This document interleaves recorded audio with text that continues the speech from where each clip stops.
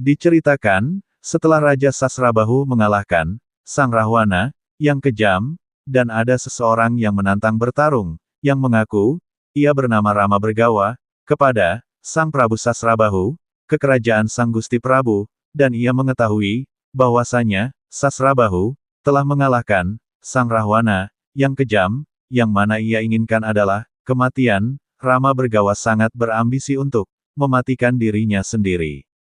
Dan sebaliknya, Raja Sasrabahu pun berpikir, inilah saatnya, dengan titah dari Sang Dewata, karena ia telah menerima wangsit, untuk ke Soarga Loka, menerima hadiah, berupa kenikmatan Hafsari, pemberian Sang Dewa Agung, agar nantinya, Sang Raja Sasrabahu, bereinkarnasi, ke putra Raja Gagah Berani, Rama Wijaya.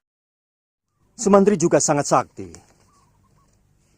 Walaupun dia tewas di tangan Rahwana, ketika dia berusaha menyelamatkan permaisuriku. Bagaimana dengan tantangan saya tadi?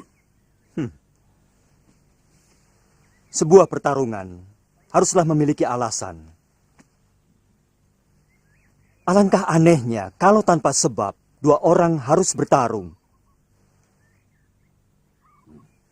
Atau sebenarnya Tuan Pendekar hanya ingin menjajal kemampuan saya?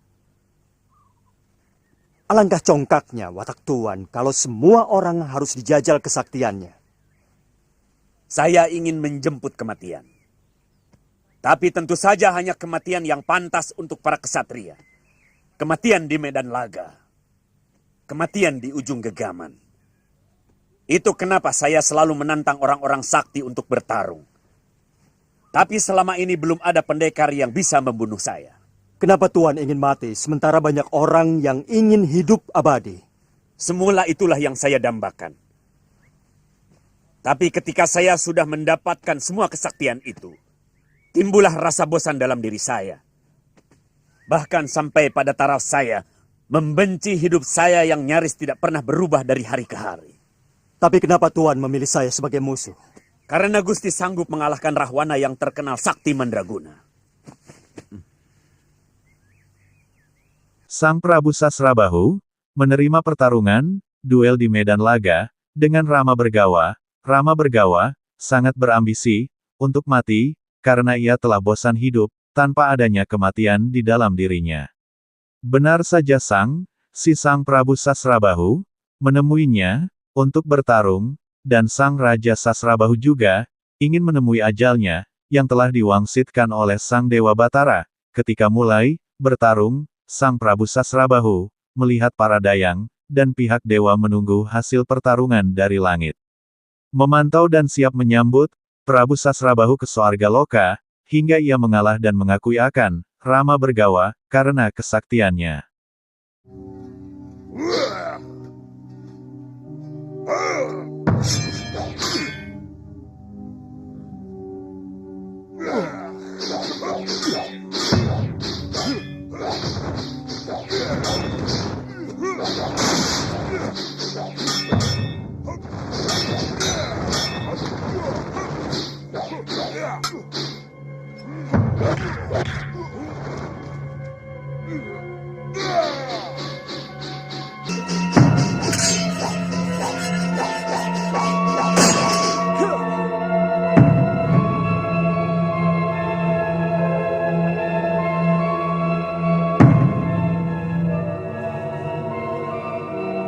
Bersiaplah Gusti Prabu.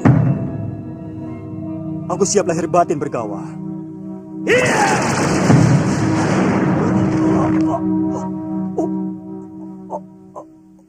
Gusti Prabu.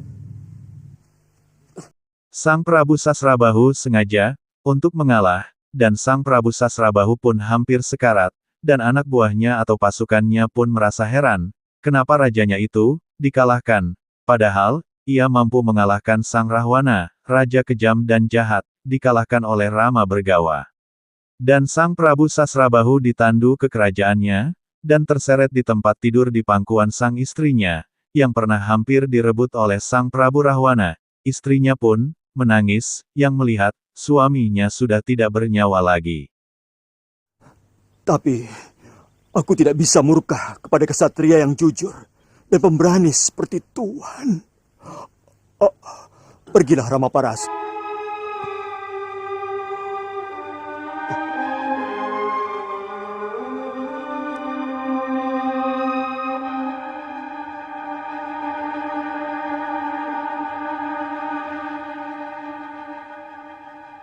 Tapi Gusti Prabu pasti mampu menghadapi halangan sehebat apapun.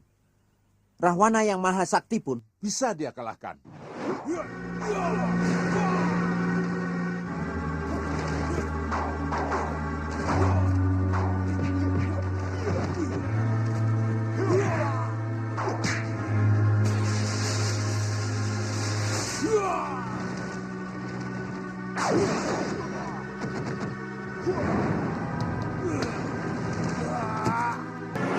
Tapi sebaiknya kita cari saja Kakang Senopati. Paling tidak, kita kembali ke tempat terakhir Kakang berpisah.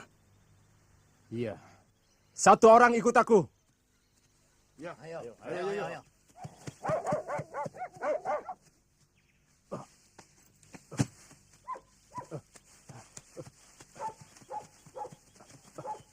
Gusti Prabu. Siapa yang melakukan ini? Rupanya hari ini pengapesanku, Senopati. Siapa yang melakukannya? Kami akan berusaha menangkapnya. Itu tidak penting. Tolong buatkan tandu. Aku tidak kuat naik kuda. Baik, Gusti. Kamu, ayo ikut aku. Apakah setiap penitisan kita harus berakhir seperti ini, Kanda?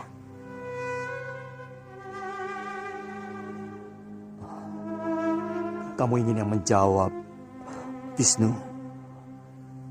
Atau Harjuna Sasrabahu? Dua-duanya. Sebagai raja, menang atau kalah, dalam bertempur sudah tertulis dalam jantara nasib. Manusia niscaya harus mengikuti garis pestannya. Bagaimana kalau yang menjawab Sang Wisnu? Harjuna Sasrabahu adalah alatku untuk menghancurkan keangkara murkaan di muka bumi.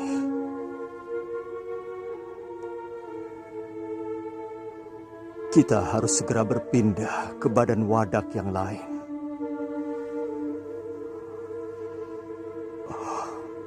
Laksmi, itu yang sudah tersurat dalam kitab tebal di kayangan. Aku harus berangkat dulu, istriku. Kasihan Sang Prabu. Kalau terlalu lama, tubuhnya akan sangat menderita.